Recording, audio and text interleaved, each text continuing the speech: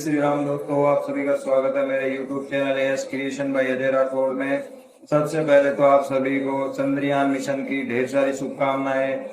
जो अपना चंद्रयान मिशन गया है 23 अगस्त को शाम को 6:04 पर सफलतापूर्वक लैंडिंग कंप्लीट की है। विक्रम लैंडर सफलतापूर्वक वहां पे उतरा है, उसकी आप सभी को ढेर सारी शुभकामनाएं।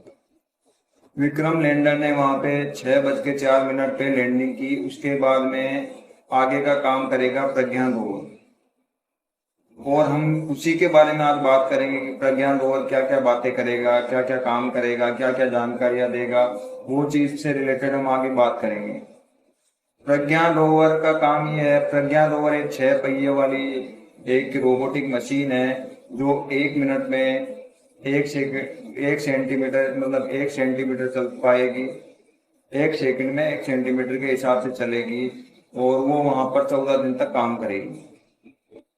क्योंकि ये पृथ्वी पे 14 दिन होंगे, लेकिन चांद का वो एक ही दिन होगा, जिसको लूनर डे भी बोलते हैं। वो 14 दिन में अपना प्रज्ञान रोवर क्या क्या करेगा, क्या क्या नहीं करेगा, क्या क्या जानकारियां देगा, कैसे कैसे वहां पे सिस्टम है, कैसे कैसे वहां पे जानकारियां मिलेगी, क्या क्या है क्या क्या नहीं है, वो सारी चीजें हमें जानकारी देगा। प्रज्ञान रोवर सीधा वहां से जानकारी इकट्ठी करके वो विक्रम लैंडर को भेजेगा, और विक्रम लैंडर सीधा अपने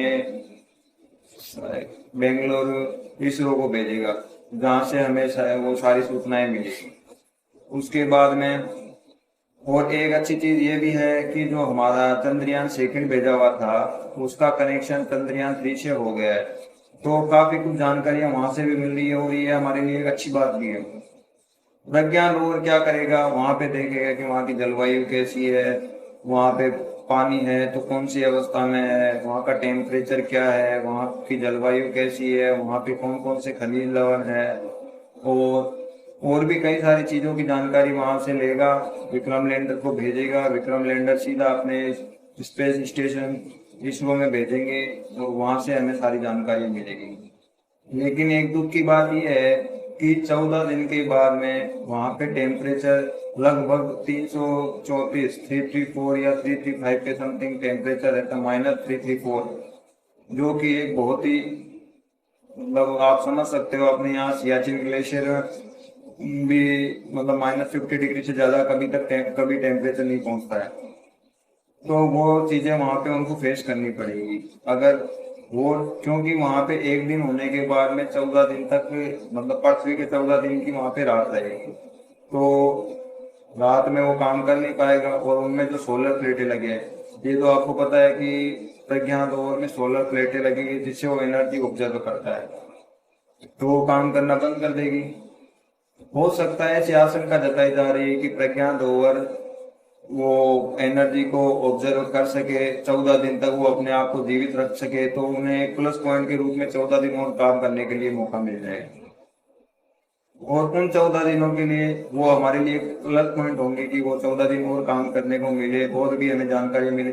लेकिन वो थोड़ा मुश्किल है, उतने टाइम तक अपने आप को जीवित रख पाना बहुत मुश्किल है, क्योंकि -334 डिग्री टेम्परेचर में काम करना आसान नहीं होगा।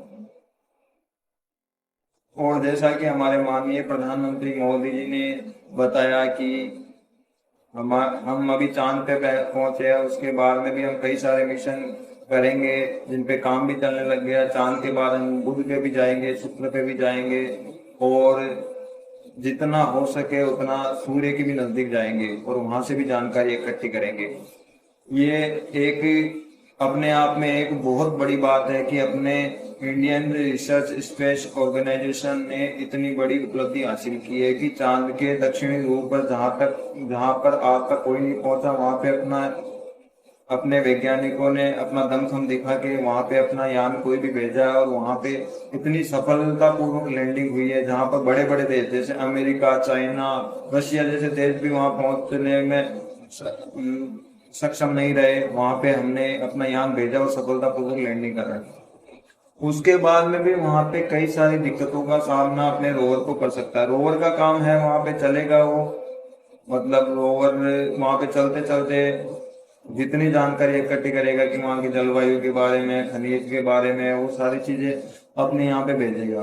उसके बाद में हमें ये पता लग पाएगा कि चांद पे जीवन पॉसिबल है या नहीं है, मतलब जिंदगी पॉसिबल है नहीं है, अगर है तो कैसे है और उसके लिए क्या क्या कर सकते हैं।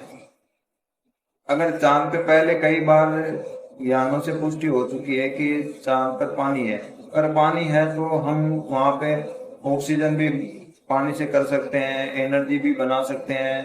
अगर पानी की पुष्टि हो जाती है और कौन सी अवस्था में, जैसे पानी है तो कौन सी अवस्था में है, मतलब बर्फ है क्या नहीं है, वो उसकी पुष्टि हो जाएगी।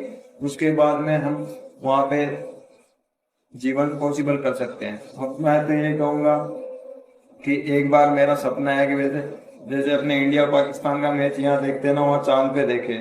वहाँ इंडिया में यहाँ तो इनको पाकिस्तानियों को कई बार हरा चुके हैं हम, अब एक बार मेरा चांद पे उनको हराने की इच्छा है। वहां पे फिर कैसे लगेगा यार, आप भी सोच के देखो कि इंडिया पाकिस्तान का मैच हो रहा है चांद पे। लेकिन यार वो वहां पे वो वैसे कपड़े पहनेंगे तो हमें पता कैसे चलेगा कौन विराट कोहली है, कौन रोहित शर्मा है, कौन।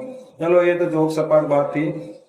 उसके बाद में लेकिन ये दुख की बात यह है कि जो अपना प्रज्ञान रोवर और विक्रम लैंडर है वो वापस नहीं आ पाएंगे, क्योंकि हमारे यहाँ से जो यान भेजे गए हैं उनको वापस लाने की व्यवस्था नहीं की गई है। वो वहीं पे खत्म हो जाएंगे, मतलब 14 दिन के बाद में, या जितने भी टाइम तक वो वहाँ पर जीवित रहते हैं हमें सूचना भेजते रहेंगे अभी भी। जैसे अपने चंद्रयान 2 का भी से कनेक्शन हुआ है, वो भी अपने यहाँ तक सूचना भेज रहे हैं।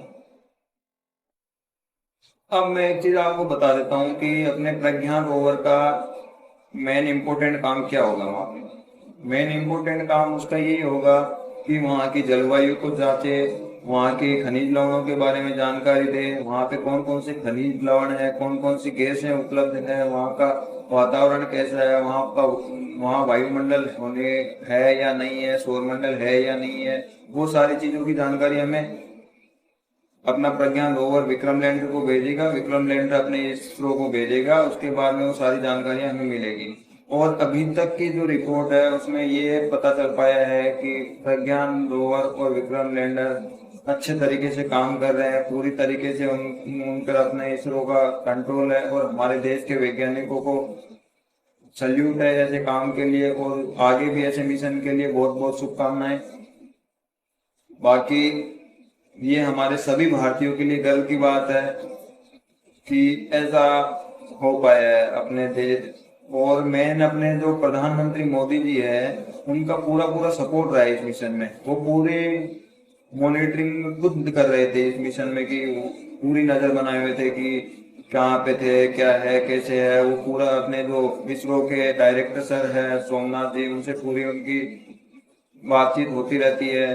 पूरा वो उसका पूरी जानकारी लेते रहते हैं कि क्या हो रहा है, आगे का क्या मिशन है, क्या तैयारी चल रही है।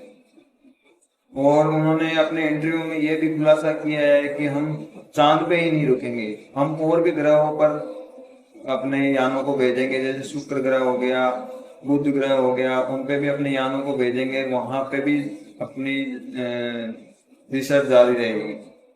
तो ये अपने लिए बहुत अच्छी बात है और अपने वैज्ञानिकों के लिए बढ़ावा वाली बात है।